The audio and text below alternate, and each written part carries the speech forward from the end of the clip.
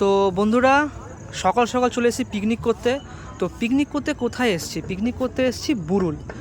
যাই হোক, যখন আসছিলাম বাসে তখন ভালো লাগছিলো না যে কি কোথায় যাচ্ছে, জন্মদিন আজকে, বাড়িতে কত সুন্দর মা বলছে রান্নাবান্না করবে, ভালো লাগছে না। কিন্তু যখন এখানে পৌঁছালাম, এখানে স্পটটায়, যে স্পটটায় কী আছে দেখে বন্ধুরা মন ভরে গেল। দেখো একদম বড় নদী একটা, আর এখানে সব ছোটো ছোটো নৌকোরা রয়েছে, এখানে সব জেলে নৌকো, মানে এতে করে মাছ ধরতে যায়।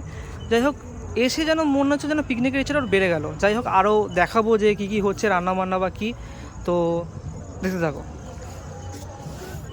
তো বন্ধুরা রান্নাবান্না হয়ে গেছে, এবার সবাইকে খেতে দিচ্ছিল, তো আমিও খেতে বসে পড়লাম।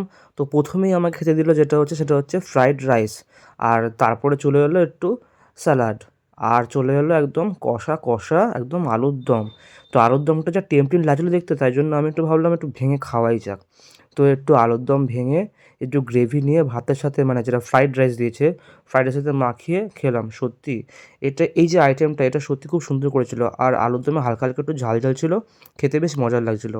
তো তারপরে চলে এলো একদম চিকেন কষা। চিকেন কষা না, এটা চিকেনই, যাই হোক, কেন আলু ফালু দিয়ে অনেক কিছু দিয়ে করেছিল, কিন্তু সত্যি টেস্টটা কিন্তু বন্ধুরা সত্যিই খুব সুন্দর ছিল। আমি ভয়েস ওভার দিচ্ছি, দিতে দিতে আমার জন্য মুখে জল চলে এলো। তো কিছুটা মাংস দিয়ে আর গ্রেভি দিয়ে ভাতটা মাখিয়ে একটু খেলাম, সত্যিই খুব সুন্দর ছিল। তারপরে একটা ওই লেগ পিস দিয়েছিল, লেগ পিসটাকেও একদম ভালো করে চাকুম চুকুম করে খেলাম। যেহেতু লেগ পিসটাকে ভালো করে কাটা হয়নি, তাই জন্য একটু ছিঁড়তে আমাকে বেগ পেতে হয়েছিল, কিন্তু সত্যি মাংসটা দুর্দান্ত হয়েছিল, দুর্দান্ত। তো যাই হোক, মাংস খাওয়ার পরে চলে এলো একদম চাটনি, একদম লাল লাল ঝাল ঝাল, আর এটা হালকা মিষ্টি মিষ্টি। এর মধ্যে রয়েছে তোমার আমসত্ত্ব, তারপরে টমেটো, অনেক কিছু রয়েছে। তারপরে চলে এলো পাঁপড়। পাঁপড় দিয়ে চাটনিটা সত্যি খুব সুন্দর লাগছিলো, কিন্তু এই যে পাঁপড়টা, এটা দিয়ে চাটনি খেতে বেশি ভালো লাগে আরেকটা যে ব্যাট পাঁপড় তুলনায়।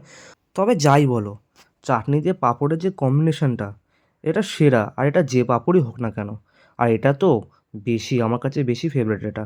তো তারপরে চলে এলো একদম রসগোল্লা, আর আমি এক পিসই রসগোল্লা নিয়েছি, কারণ অনেক কিছু খাবার দাবার হয়ে গেছে, তো তার জন্য ভাবলাম না আর বেশি কিছু খাবো না, এক পিসই নিয়ে। আর মিষ্টিটা খেতে সত্যি খুব সুন্দর ছিল, আর ওভারঅল খাওয়া দাওয়া খুবই ভালো ছিল। তারপরে বসে গেলো আমার বড়রা, তারপরে বড়দের আমি একটু পরিবেশন করে দিলাম যাতে তাড়াতাড়ি হয়ে যায়, কারণ বেলা অনেকটা হয়ে গেছে। খেয়ে বলবে কেমন হয়েছে, কেমন হয়েছে রূপা? তাহলে বন্ধুরা যাই হোক, আজ ব্লগটা এই পর্যন্তই। তো এখন টাটা। আহা।